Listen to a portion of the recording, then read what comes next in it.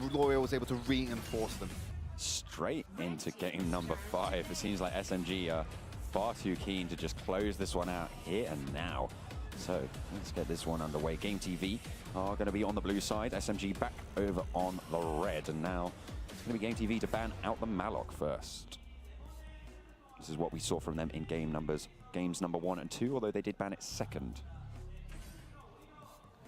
And 3 and 4. Okay, so they have banned Malok every single time. Yep, Malok has been banned every single game. Zenial has been picked every single game.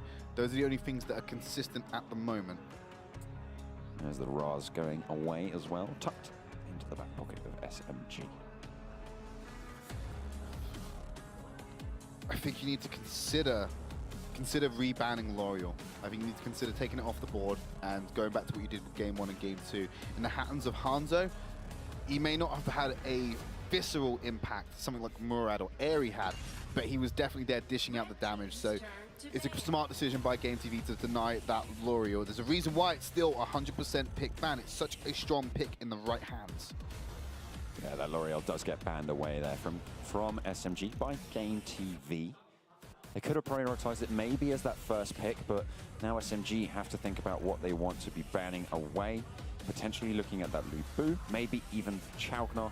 They have banned a couple of times as well. I mean, you've got to remember that Ryoma, for the most part, has been picked out by GTV. Now, if they were to go for the first pick on, say, for example, the L'Oreal, if it was left open, it opens up Ryoma to go into the hands of SMG. Yeah. And considering they play such a lane and wave-centric role, having that control over the wave in the form of Ryoma would be disastrous for GTV. Yeah, but look at what they're going to be able to pick up on the back of that. Zill and Chaukna, two incredibly strong picks that we've seen have this sort of resurgence in the later stages of this tournament. We might need to see, I think, one of the things you need to consider, I don't think it will happen, but I think you need to consider picking up the Zenial here and denying Zenial away from SMG, because Zenial's a core part of their tankier, no marksman composition, and also they've had great impact on it. It's been picked every time by SMG. You know they want to pick it. So maybe grabbing that a little bit earlier and denying it from them might be an option here to kind of lessen the blow. But another tank option, and like they're hovering, Ormar could be the one they want to remain with. Pro hasn't been super impactful on it though. He's got some good stuns, great positioning on his ultimates, but it's not been the thing that's been winning them the games or keeping them in it. They're going to lock it in anyway. Yeah, the Ormar does get locked in, along with the Nakroth as well. Trying to go for a little bit more of a mobility assassination, potentially going out onto SMG. But what we've seen from them before is that they like to go tanky. They like to have, even Hanzo on that L'Oreal had quite a significant health bar. I mean, there was a lot of resistance there. Not easy to burst down by any stretch of the imagination. And with the regen available to her as well, it's really difficult to take that on L'Oreal, and now just on Chaukna, that's going to be even more exaggerated. So I think SMG should keep with the Zenial. It's really been working out for them. They've been creating. Siriano has been an absolute monster on it. Potentially. Oh, hello. Oh, now this is Slims could be a debut on this final. I feel like they're going to swap off the Slims here. You know, I've been a massive proponent of Slims. I know, you constantly bring up Slims every time. Okay, fine, they're going to lock him in. The one time you doubted yourself. Yeah. It's when they strike with the Slims ban. So, I mean, Slims, in terms of their performance, they've never picked it in their tournament performance. They've only ever banned it, and they've only had to ban it once, and that was against ST, I believe. Now, with the mid laners sort of picked and banned away, L'Oreal and Raz being the top two, actually both being banned and the Chaukna being picked up, you're left with your next wave of mages. And what's being hovered at the moment? That's, no, that's Natalia, actually. Oh, sorry, my bad. Talia doesn't see a lot of play. It has its defined role. I mean, you've got some long-range poke, you've got... I mean, Praetor's still up, so... Yeah, Praetor is still up, but I don't think Praetor doesn't have a visceral impact. I don't think you can put out damage stats. But if Natalia's locked in, yes, lock in Natalia, fine. Long-range poke, AoE stun that's actually at range, so she can do it safely, and then her ultimate is a channel beam that's just going to shred through enemies. If they can position correctly and keep Natalia away from any hard CC, which is now a problem because Genji is now locked in Crest. That's going to pose a problem, because if you lock down Natalia's ult, you can stop her channel early and she won't be able to shred through the team. And considering that stun duration can go quite far, as well as giving a movement speed boost for him to get in front of her and start taking her down, this crash is a great answer to the Natalia. Now this is very interesting as well. They did pick the Slims, and I wasn't quite sure why until I realized if they didn't pick it, that's something GTV could have picked up to really counter this comp. Obviously, we keep saying Slims, Tank Shredder, that's what you go for to try and counter these tanky comps. And if it's on your team already with these tanks at the front lines, we've seen how devastating that Slims can be. We've seen multiple quadra kills and things like that coming out from him. If he remains untouched in the back line, he can be so damaging. And of course, with that long range initiate that he provides as well, it's a real threat. And another factor in shutting down the Natalia, hitting with the Slim Spear at long range, especially from a side angle where she's not playing, because it is only a one-directional. It works on like the degrees of a clock. Yeah, if you can get a good angle without taking too much damage and land that long-range spear, and there's no body block there, you can shut that down very early. Yeah, and if you, of course, if you stun that out, it will just cease and desist and no longer persist. And they're going to be looking to do just that. Of course, GTV taking on SMG once more. SMG have the chance to close it out right here and now, because they are, of course, 3-1 up in this best-of-7 grand final. 4 games on the board, they win. If they take this one home, they're going to get that extra 100K. Yeah, they nabbed the extra 100K. And that's why I like to think about this. I don't like to think of this as the first place 5-4. I like to think of this as a 100K money match. Absolutely. Because that's what it is. These guys are fighting over the 100K that's available to them. Ooh, Genji gets stunned over the wall, and actually the long-range spear will just force them back. There you see the Natalia long-range AoE stun coming out over the wall as well. GTV with aggressive play over towards the Sage Golem. Genji as well has to take the damage at the back, but Hanzo on the sidelines as well as Chi-Chi is going to be able to harry them back. Genji taken very low. The heal has to be popped from the Genji. Not even sure who the Sage buff went over to. Oh, there it is. Chi-Chi able to pick that one up. So SMG maintain their buff. On Murad Light. Can't believe it's not Murad. Yep. But it's GTV will be picked up. That's how I always see Zill. I always see him as just a light version. Are we sure it's not Zill Light being played as Murad? It's because I look at it from the Western outlook. Western teams prioritize the Murad much higher than they do the Zill. Of course. As Westerners, we will always have that mindset of the West. We're the only region that matters, even though we really don't, as you're seeing today.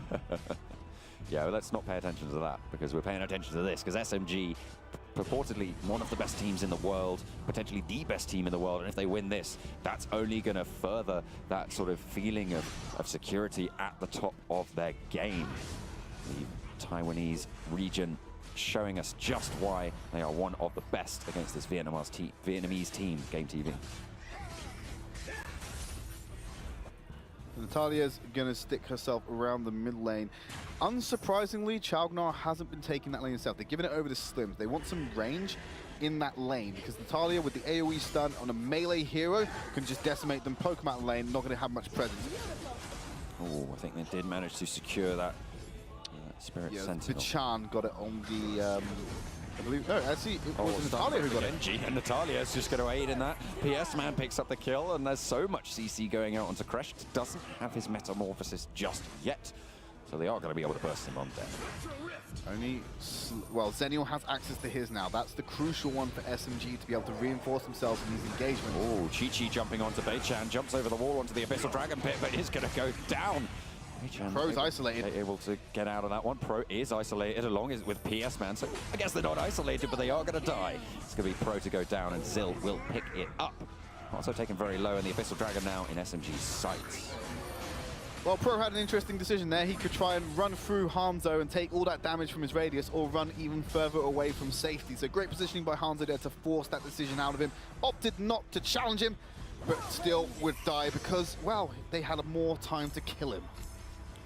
Genji has been running around now, has the Metamorphosis available to, or no, not quite actually available.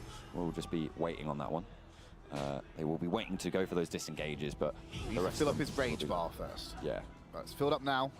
Oh, not quite. Oh well, we'll have to wait and see where that's going to come out. But he's just going to take that position. We've seen Ormars do it before. will be trying to challenge out that side. So he's going to be playing much more of a supportive role this game, rather than playing in that solo lane, accruing that gold and trying to be a massive, unstoppable tank. He's just going to be that disengage machine with the frontline capabilities for Chi-Chi and Liang.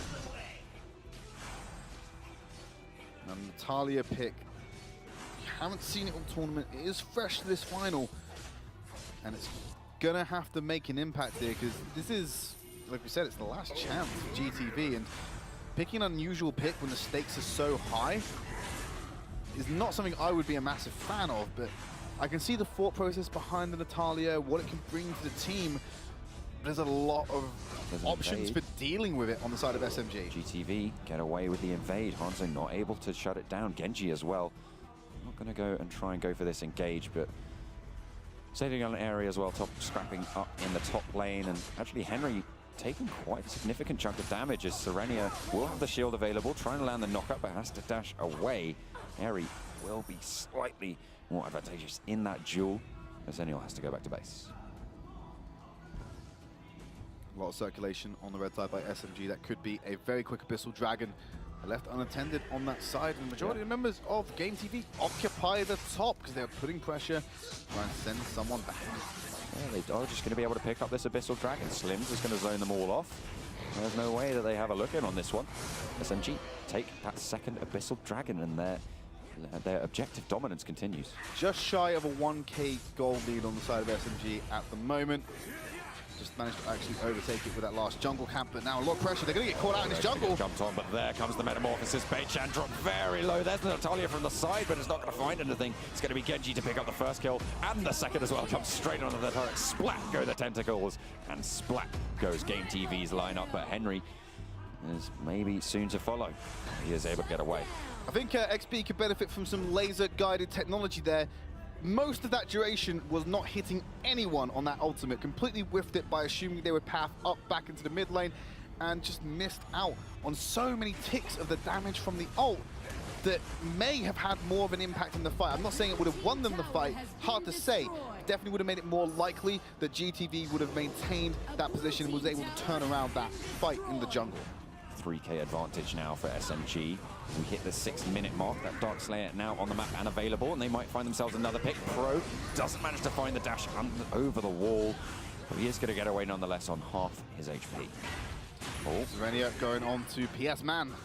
They're not going to get the stun at long range, but I think they're just going to back off of that one. They're not really willing to take that full fight because, of course, the backup from the rest of their teams can come at any moment, so both of them just very, very wary of that. So in the next about 10-20 seconds, I'm just going to have to hard push, or at least de-push this top wave. He's the one on the top side of the map, and he's going to have to rotate back round to the mid. So what he want to do is get that wave pushing against him in case he can get a favorable fight a dragon and have the options. It's all about creating options for yourself. Ares going to try and answer him in that top lane.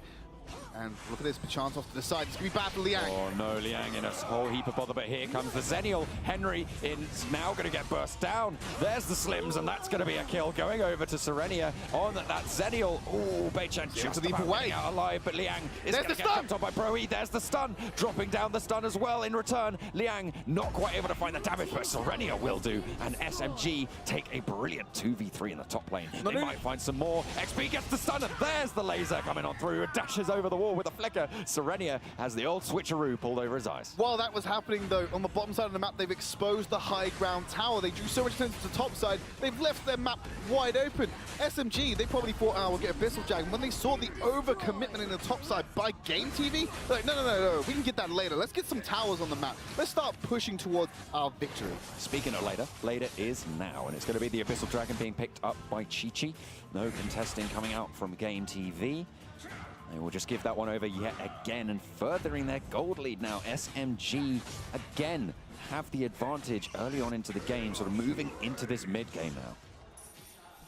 Genji and Hanzo, I don't think they want to take the fight with Pro. He's not the one you want to kind of catch out, because that stun, his AoE damage, you can definitely stall out for time while the rest of his team reinforces him. Henry, he fancies to go. I don't think he's going to fancy it for very long. That Metal is just going to see to it that he is very disappointed with that date. Well, now they're kind of opening up for the invade because they got that man advantage. But Chan, though, one step ahead of him, already scored the buff, but there's Crash. Doing a little bit of slow to double knock up. Not enough. Yeah, he's just really zoning them off. Only Genji and Hanzo are sort of sat there, and they don't want to fully commit. Obviously, Hanzo only on half of the mana available, but PS Man tries to go for the engage nonetheless. There goes the ultimate from Chi-Chi, but has to dash away. Pro not going to be burst down just yet. A little bit too tanky. Genji is going to get out. The wave has been accrued in top. Slims has done what he was going to do originally, and he's got Zill to reinforce him. They're going to pressure onto the middle, the top inner tower. There's the stuns coming on through. He's going to try and ult away, but not going to be able to channel it. Not actually even going to start it. And GameTV get the pick off, but the turret in top goes down. SMG maybe looking for this early Dark Slayer. This is something they continuously are going to do. It's not, I say early, it's been on the field for 3 minutes, but they could turn it around onto Henry. Maybe they were just baiting out GameTV. Smart decision to disengage that. I don't think they're that far ahead to be able to take that fight, especially considering they just come off the back of a long series of engagements as well. Great restraint by SMG, despite having over half the Dark Slayer taken down already. It's not the fight you want to take. Genji getting caught out towards the Dark Slayer pit, but it's just going to pop the Metamorphosis and waddle on out of there. Or slither on out of there. How do you move on tentacles? What's that called? Slither, I would go with. Slither? They're like 8 snakes, aren't they? Sure. They are. The movement is similar. Yeah. On land, anyway. In water, it's completely different. Sure. I don't know. Well, the jury's out on that one. I have no idea. But yeah, we'll go with Slither for now. Why not? Crushed is sort of not really having the massive top lane impact that we see him have sometimes. He is, as I said, going more into that supportive role. But there's another Abyssal Dragon going over to SMG. He doesn't need to be that off lane. Crest is often played as a support, not as just this side laner that goes in there. And he's having wonderful impact in terms of initiating fights, disengaging, keeping himself safe.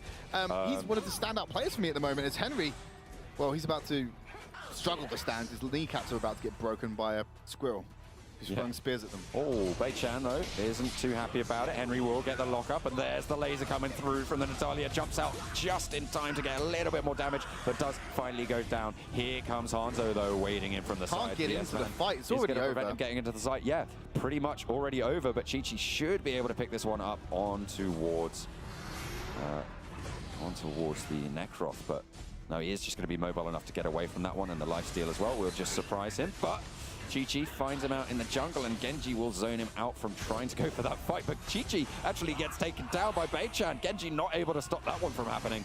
And he is going to turn his attention on towards the Crest as well. But there's a fight going on over here as well. PS Man gets a kill onto Hanzo, and that elephant isn't going to remember for very long.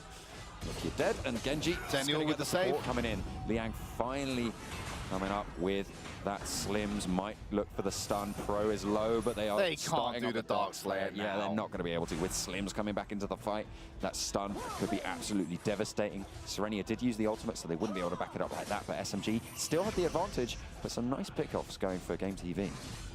Still got some fight left in them. It's great to see Zenial hiding off in the lane. They're using the vision scout tactic they had before, but they left him in that bush because they know he can get to safety very easily depending on who's going to be there to challenge him, as long as they don't have any hard CC to interrupt the channel. Even then, incredibly tanky, does have a leap over the wall, so he can still get out some difficult spots. But nice to see they're still retaining that vision scouting and I would say vision control that won them that last series with that clutch play. Once again, Zenial just jumping away from the 1v1 with Bei-Chan, but they are going to try and re-engage it. Genji does have the Metamorphosis available, trying to zone him on out, but Bei-Chan is so slippery.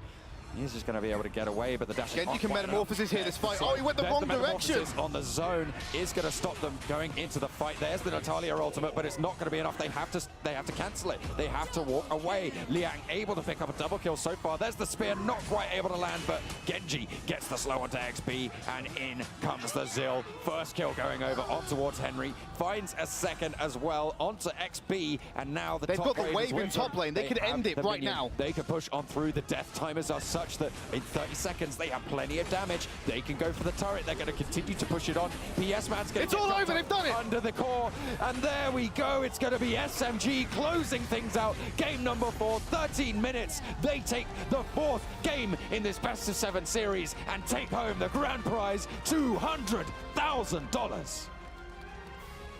Game 5. Game 4 that they won. Yeah, there you go. Let's not party poop on their parade, though. SMG only dropping one game, and it's in this final to GameTV. It was very shaky to kick things off. Games 1 and 2, neck and neck. Then we had that explosive Game 3 that just opened it up for them to start putting the foot on the gas. Then you cut over to Game 4, it starts getting worrying again. Where have GameTV gone? They've come back into the game. It looks like they're on the track